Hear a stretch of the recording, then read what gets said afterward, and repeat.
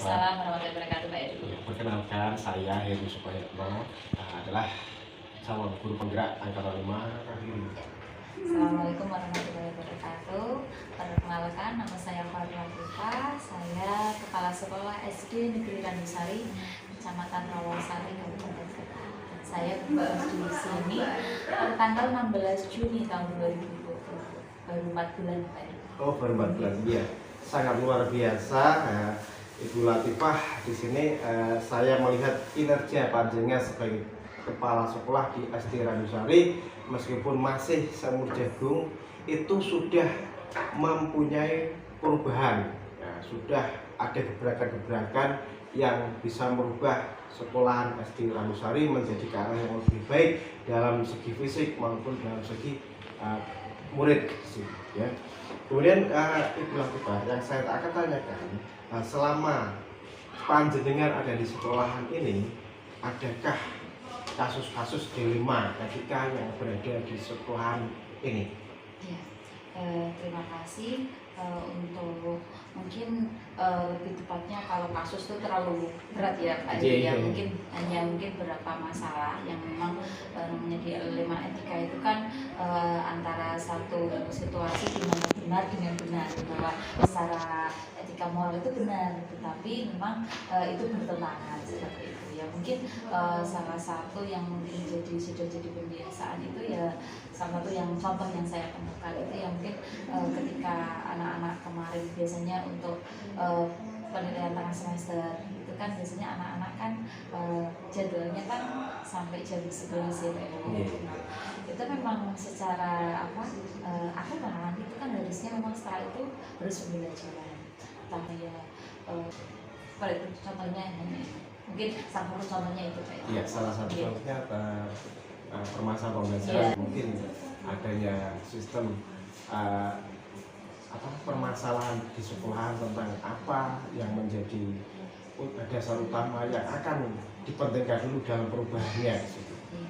Terima kasih Pak Heru.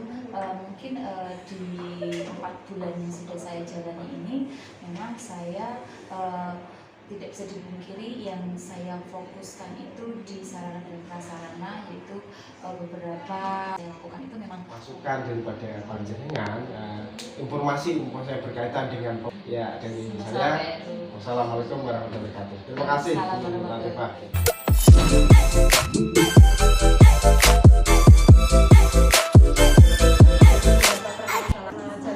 Terima kasih. Assalamualaikum warahmatullahi wabarakatuh.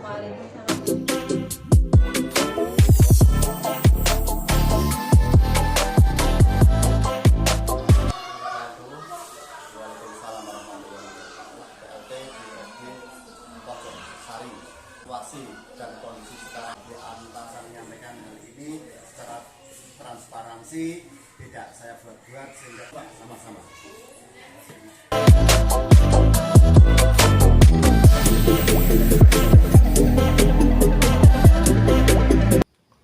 Assalamualaikum warahmatullahi wabarakatuh. Saya Heru Suprayatno, SPD SD, calon guru penggerak angkatan 5 Kabupaten Kendal. Saya akan merefleksikan hasil wawancara yang sudah saya lakukan kepada 3 kepala sekolah. Hal-hal yang menarik yang muncul dari wawancara dari ketiga kepala sekolah tersebut adalah dalam waktu yang cukup singkat, beliau bertiga dapat mengambil banyak keputusan di mana ada nilai-nilai kebajikan universal yang sama-sama benar, namun saling bertentangan. Yang paling menarik adalah ketika beliau mengambil keputusan dalam paradigma etika jangka pendek melawan jangka panjang. Hal yang dilakukan oleh Ibu Sulastri MPD dan Ibu Khairul Latifah MPD. Dan keputusan ini tidak mudah karena salah satunya adalah saat memajukan perkembangan sekolah secara fisik namun kondisi keuangan yang tidak memungkinkan. Karena sekolah tersebut termasuk sekolah yang mempunyai jumlah siswa sedikit. Untuk sekolah SDN Randusari, namun dalam waktu 4 bulan terlihat perkembangan secara fisik yang sangat signifikan. Di antaranya adalah membangun musola, membangun pagar sekolah, renovasi ruang kantor dan dapur. Untuk sekolah dasar negeri Randusari, namun dalam waktu 4 bulan terlihat perkembangan secara fisik yang sangat signifikan. Di antaranya adalah pembangunan musola, pembangunan pagar sekolah, renovasi ruang kantor dan dapur sekolah, serta mimbar upacara. Sedangkan untuk SD Negeri Tanjung Anom, dalam waktu 2 minggu bisa membeli tanah untuk akses menuju sekolah. Namun dalam pengambilan keputusan paradigma etika jangka pendek lawan jangka panjang, beliau tidak otoriter, tetapi tetap menggunakan prinsip pengambilan keputusan, yaitu berpikir berbasis hasil akhir.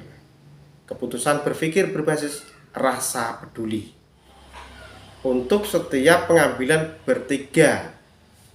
bertentangan 3 unsur pengambilan keputusan, yaitu berpihak kepada murid, mengandung nilai-nilai kebajikan dan bertanggung jawab. Menggunakan 9 langkah pengambilan dan pengujian terhadap studi kasus, yaitu yang pertama, mengenali nilai-nilai yang bertentangan. Yang kedua, menentukan siapa yang terlibat. Yang ketiga, mengumpulkan fakta-fakta yang relevan. Yang keempat, menguji benar atau salah. Yang kelima, pengujian benar lawan benar. Yang keenam, melakukan prinsip resolusi. Yang ketujuh, investigasi opsi trilema. Yang kedelapan, buat keputusan. Yang kesembilan, melihat lagi dan merefleksikan keputusan tersebut. Hasil wawancara dari 2-3 pimpinan yang saya wawancarai ada persamaan untuk 2 orang, yaitu Bapak Kepala Sekolah SDN 1 Kebonsari, Bapak Rohadi, dan Ibu Kepala Sekolah Tanjung Anom, Bapak Sulastri.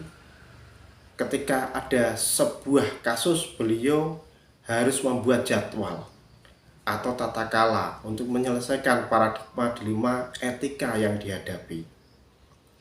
Dan untuk pengambilan keputusan, beliau bertiga selalu melibatkan warga sekolah dan stakeholder sekolah dengan tetap berpijak pada 3 unsur, yaitu keputusan yang bertanggung jawab, berpihak kepada murid, dan mengandung nilai-nilai kebajikan. Namun, berbeda dengan Ibu Khairul Latifah, MPD, beliau tidak perlu membuat jadwal atau tata kala karena beliau adalah salah satu orang yang ingin segera menyelesaikan masalah agar tidak berlarut-larut, sehingga masalah yang dihadapi tidak menambah masalah baru. Dari ketiga kepala sekolah tersebut, untuk pengambilan keputusan dalam paradigma dilema etika, yang paling menonjol menurut pendapat saya adalah Ibu Khairul Latifah MPD. Karena dalam jangka 4 bulan beliau tidak hanya memajukan perkembangan sekolah secara fisik, namun dapat melaksanakan beberapa kegiatan yang menyenangkan siswa. Tidak hanya siswa SD, tetapi murid TK, PAUD, dan warga.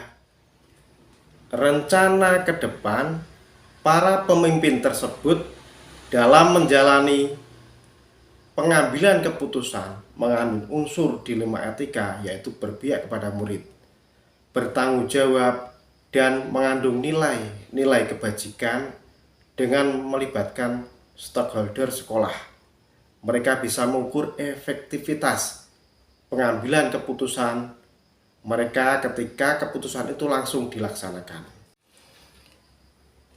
Saya akan menerapkan pengambilan keputusan dilema etika pada lingkungan saya, pada murid-murid saya, dan pada teman-teman sejawat dengan mengidentifikasi dilema etika dan menggunakan 3 prinsip pengambilan keputusan serta 9 langkah tahapan pengambilan dan pengujian keputusan.